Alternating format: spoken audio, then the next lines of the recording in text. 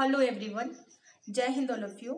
Students, today we will discuss the part 4 of poem number 2 of class 12th English.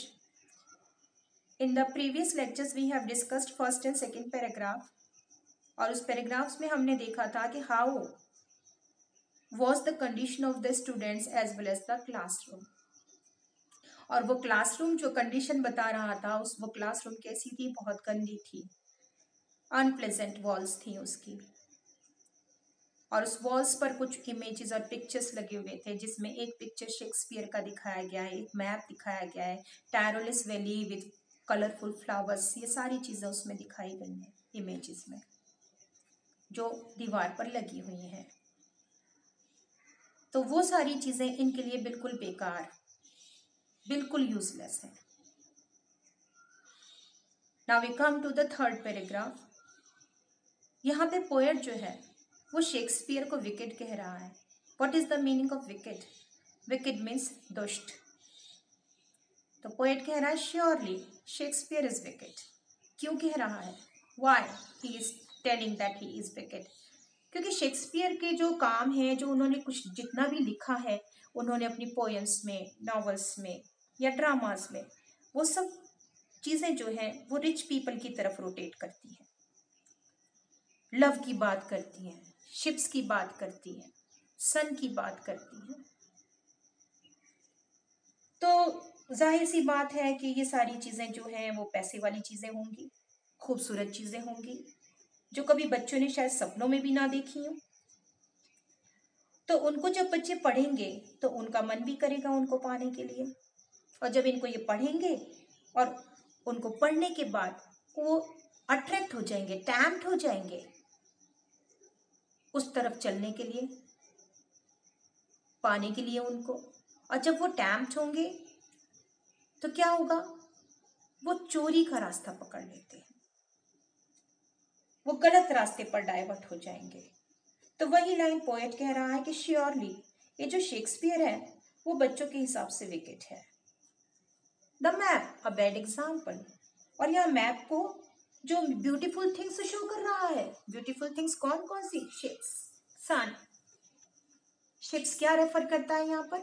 Ships जो है, poet यहाँ पर ships को जो रेफर कर रहा है वो है एडवेंचर, मजा, journey.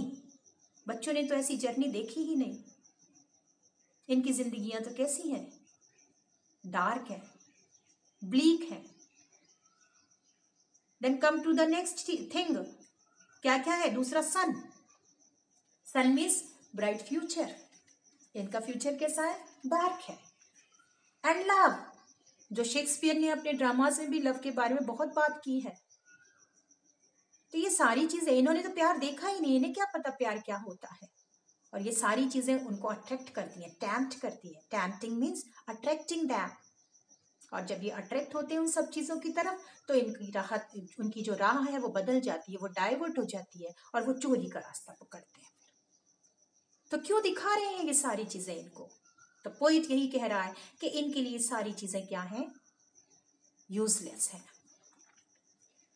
So poet says it's useless to show these children the photo of Shakespeare.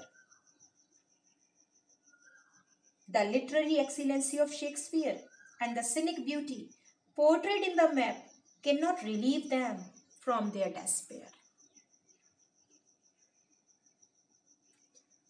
For lives that slyly turn in their cramped holes. इनकी जो जिंदगियां हैं कैसी हैं? स्लाइली टर्न हो रही हैं। क्या हो रही हैं? स्लाइली टर्न हो रही हैं। किस में टर्न हो रही हैं? क्रैम्प्ड होल्स में। जैसे चूहों के बिल होते हैं, उनके जो घर हैं ये तो उसी में सीमित होकर रह गए हैं। उनके तो घर जो है वो क्रैम्प्ड होल्स हैं। तो slyly means slowly, secretly turn in their cramped holes. इसके अलावा ये कुछ नहीं जानते हैं। From fog to endless night, from fog to endless night. इनकी जिंदगी, इनका जो भविष्य है ये तो अंधकार से भरा है।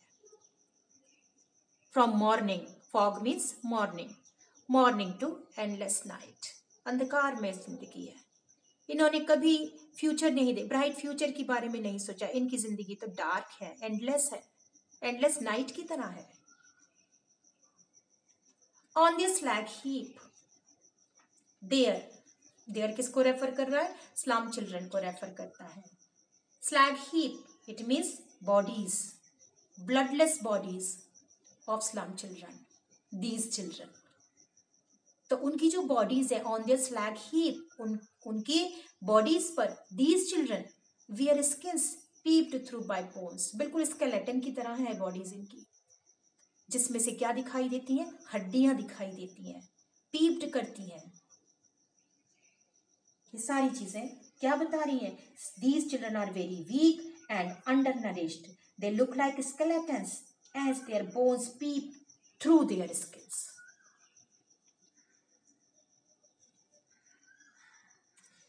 Spectacles of steel with bended glass.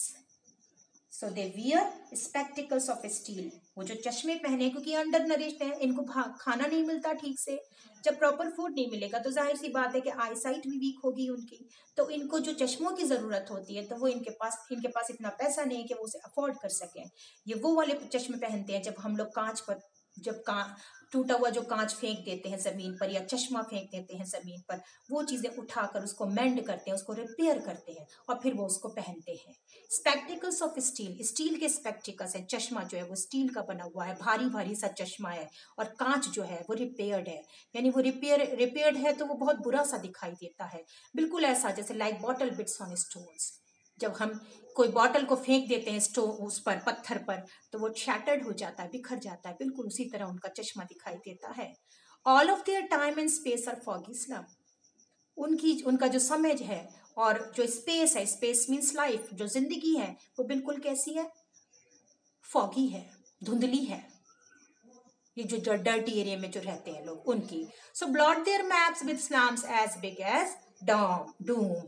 So poet यहाँ कह रहा है, so there is no use of the map that is there in the classroom, यहाँ पर इसकी कोई जरूरत नहीं है। It is better to mark that fault, क्या होगा बेटर? कि इसको ब्लॉट कर दिया जाए, इस पर धप्पा लगा दिया जाए। तो पोएट यहाँ कहता है कि क्यों ना इसे ब्लॉट कर दें, जो स्लम्स में है, एक बड़ा मार्क कर दें इस पर, as big as doom. Doom means destruction, disaster. तो ये जो मैप्स हैं इसमें भी ये स्लम्स जो गंदगी दिखनी चाहिए, स्लम्स चिल्ड्रन की जो गंदगी दिखनी चाहिए, और वो बताना चाहिए कि यहाँ कितना डिस्ट्रक्शन है, बुरी हालत है इन स्लम्स की। So here I have discussed the third paragraph. Come to the figures of speech. See the figures of speech here. Surely Shakespeare. It is alliteration. The same sound is repeating here, so that is why it is alliteration. Ships and sun. It is climax, the literary device which is used here, climax, क्योंकि यहाँ पर ascending order का use किया गया है. From fog, again alliteration. From fog to endless night, it is an antithesis, because fog and endless night are two opposite ideas. Next one, like bottle bits of stones, it is simile.